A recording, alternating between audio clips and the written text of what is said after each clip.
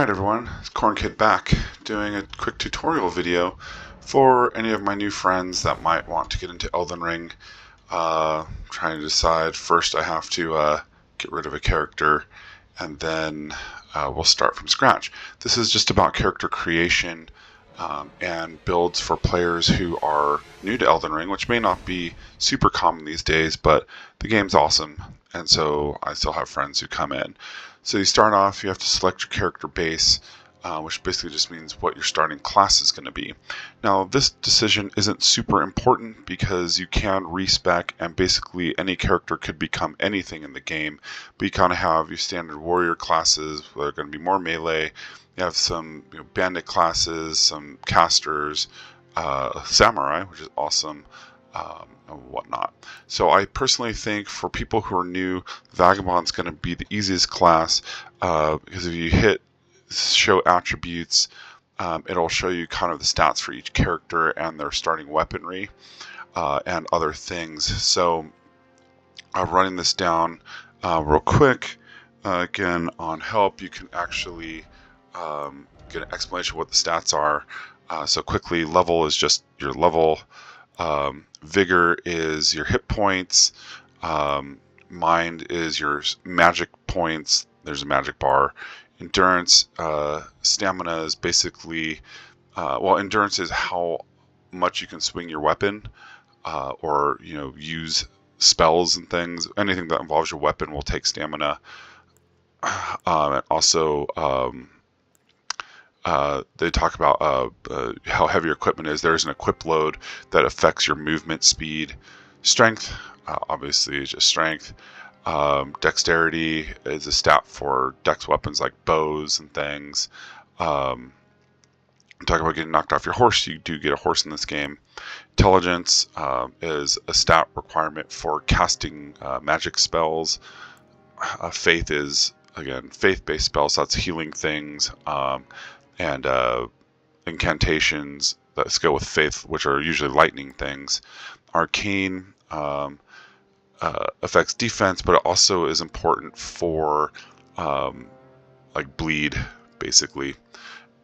And so then with the weapons that you get, really why I think Vagabond is a good starting class actually isn't about the weapons, but it's about the shield.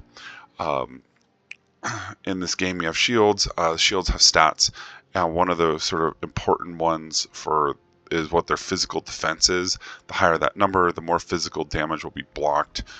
So not status effect things, but just physical things. So 100% physical blocking shield is really important.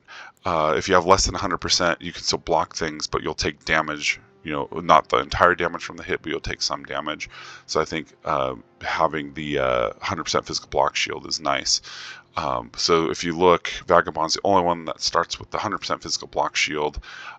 Then the other classes, like, again, so your warrior class has, less hit points to start, higher dexterity, less strength in the Vagabond.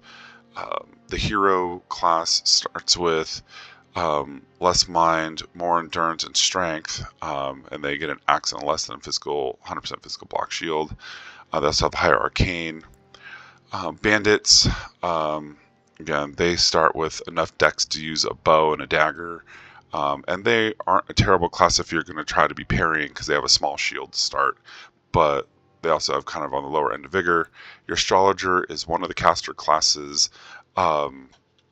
It starts with 15 mind, which is more magic points. You can see their vigor is on the lower end. So they have low HP, high magic points for one of the starting classes, and high intelligence. And they also start with a casting staff. Then your prophet, these are going to be your faith. It's your faith starting class, basically, which I believe starts with the healing spell. You also have that little thing that looks like a triangle next to the shield is it's called the finger seal, which is the item that you need to cast, faith-based stuff in this game. Then your samurai, it's got a high dex and high vigor, and besides the fact they kind of look cool, they're popular because they start with a bow, and they also start with a weapon that has a bleed for a status effect, which is important, or it's one of the commonly used in this game. Prisoner is another caster starting build. When I do caster builds, I kind of like the prisoner class. Confessor, ooh, these guys that might be 100% physical block shield too. So this might be kind of like the more combo. I never used this one, so I don't know. And then the Wretch is going to be the most difficult starting class for someone who's new because you don't get a shield or armor. But they also start off with 10 across the board with stats, which is fairly balanced. It means you can pretty much use the majority of low-level stuff from the get-go, because most of the weapons you're going to have either strength or dex min requirement, and so having 10 for both of those lets you use a good chunk of the starting weapons that you might see. And with Faith and Intelligence being 10, that lets you use a lot of the sort of basic magic spells, like the basic healing and a couple of the basic, casting spells. You just don't start with the things that you need to cast them. It doesn't matter, though, which one you pick. It's all preference because you can make all the characters. Then, oops, we're gonna go back in here, pick that screen again, and then when you click on the class, when you select OK, the body type A or B just means man or woman. And that, again, doesn't affect any of the gameplay in terms of stats or anything like that. It just sort of affects, like, the sound when they talk is all that I can really tell. Then when you do this, you get to sort of pick your name. And, body type was just, again, you could switch man or woman. Age, again, affects how the voice sounds. And then if you got in here, you change your mind, you could change the class. Keepsake. So none of these things are necessarily terrible, but I do think there are kind of two that stand out really, really well. One is going to be the Golden Seed, because it will allow you to get an extra healing flask right away. Stone Sword Key lets you open certain doors early, because there are certain locked doors where you need a key, but I don't think it's super important to pick it here.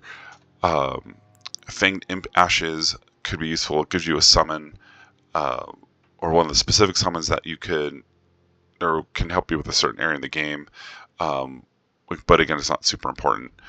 And then if you're playing with people, and again, this probably isn't going to be something that a new player would do, but Shabriri's Woe is a thing that you can put on that basically attracts aggro from regular enemies. So if you're going to be playing a lot of co-op and you feel like you want to be the person who's going to take all the aggro, this is a thing that helps you do that.